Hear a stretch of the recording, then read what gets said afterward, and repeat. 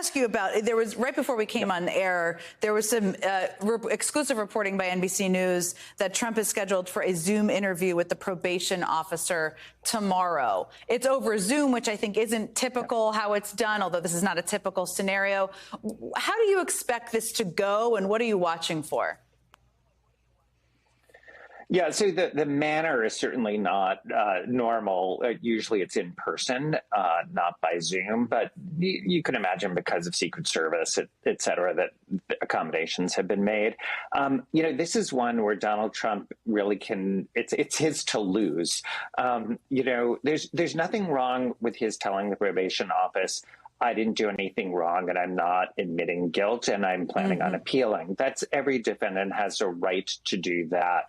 But if he were to start saying the kinds of things that he has been saying during the trial and after the trial and attacking the jurors, the witnesses, the judge, family members, to foment sort of an anti-law enforcement, a false anti-law enforcement sentiment, that's not going to go that well, to say the least.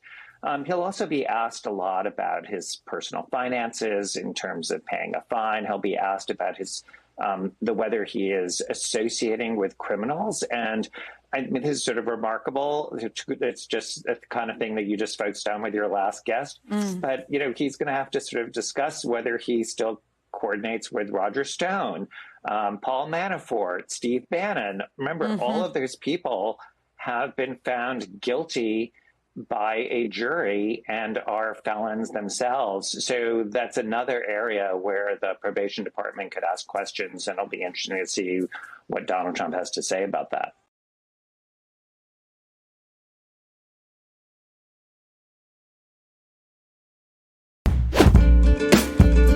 Vaughn, welcome. What do we know about this NBC exclusive on the Zoom meeting tomorrow?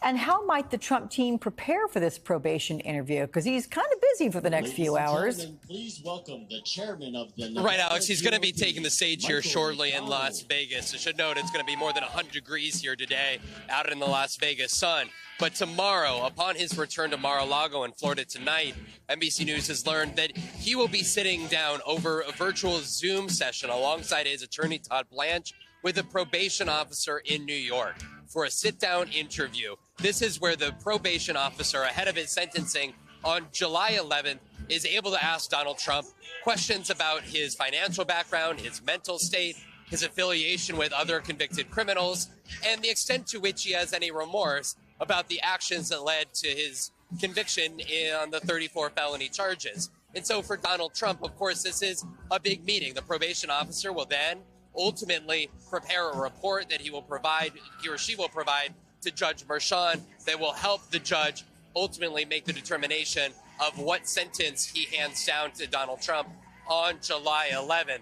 I should note, for Donald Trump being on the campaign trail, this is his first public campaign swing since that conviction in New York. And for him, taking his message on the campaign trail is integral to his ability here to potentially stave off a potential prison sentence, depending on how his appeal goes. And when you're talking to supporters, there's a great many of them that understand and echo largely along Donald Trump's complaints or grievances stemming from the charges in the case that were brought against him. I want to let you listen to one woman we talked to a few moments ago. If Donald Trump does get back into the White House, would you want him to seek retribution against those who have brought these charges against him? I mean, you think about Jesus Christ himself. Everybody went against him because he was preaching love and doing what was right for the people. And Trump's doing what's right for this nation. And because he's doing that, everybody is against him.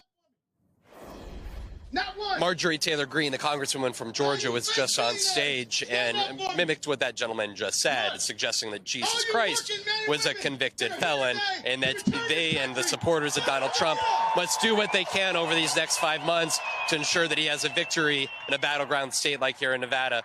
Of course, this is politically fraught here, but Donald Trump is doing what he can, understanding that the justice system is working, and ultimately the sentencing will happen regardless of what he or his supporters believe should be taking place and transpiring out of this trial in New York. Alex.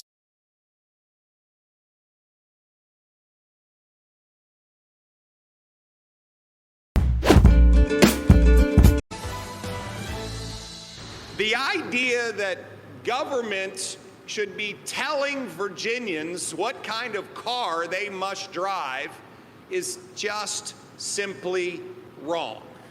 That was Virginia Governor Glenn Youngkin, and why Virginia is now rolling back their electric vehicle standards after the previous Democratic governor had signed on to match California's rules. Joining me today is the Attorney General of the Commonwealth of Virginia, Jason Miyares. Jason, welcome. Great to be with you, Mike. Thanks so much for having me. So why do California standards not work for the people of the Commonwealth of Virginia, in your view? Well, Governor Youngkin recognizes that we are not going to be beholden to an unelected board in California trying to dictate to Virginians what kind of car they drove. And so they asked me to do a legal analysis of that. It dates back to the previous governor. They drafted a bill that used permissive language like may instead of command language.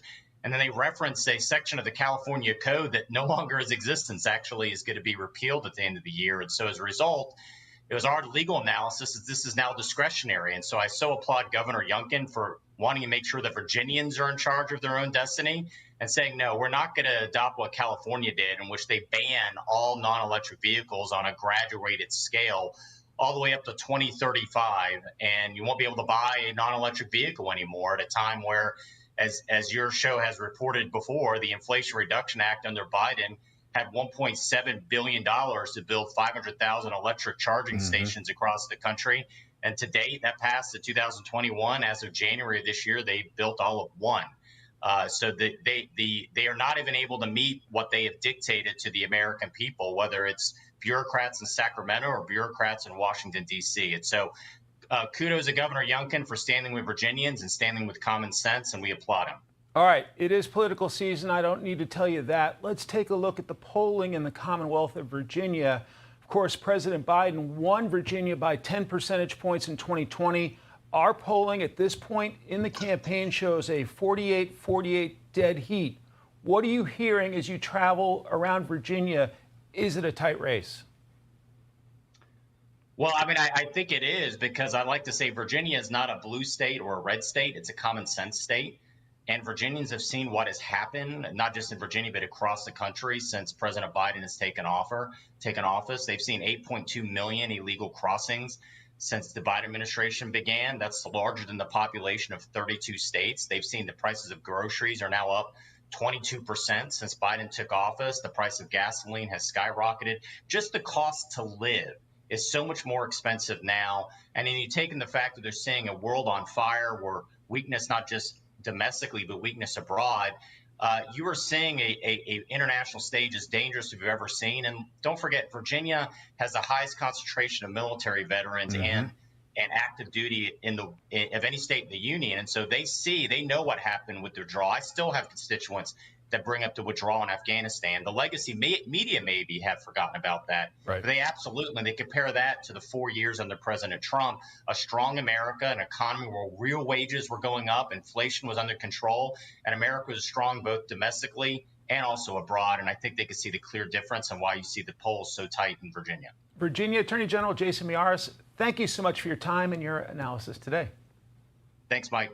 I'm Steve Ducey. I'm Brian Kilmeade. And I'm Ainsley Earhart. And click here to subscribe to the Fox News YouTube page to catch our hottest interviews and most compelling analysis. Now to a weekend of shark attacks and questions on how Florida officials are responding after 3 injuries in Gulf Coast waters, plus another attack in Hawaii. ABC's Rena Roy joins us with more. Rena, good morning.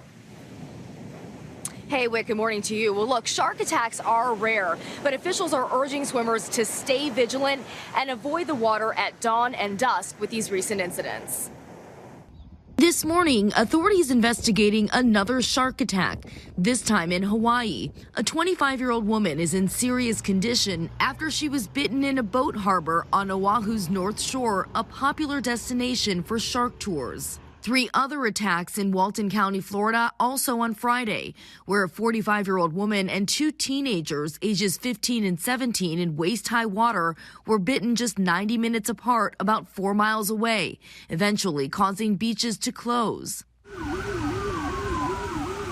This video taken moments after one of those attacks, the shark dangerously close to shore. The woman sustaining significant trauma and an amputated arm. One of the teens still remains in critical condition. I know that all three are still alive. I know that one was discharged with superficial wounds. The other two are still seriously hospitalized.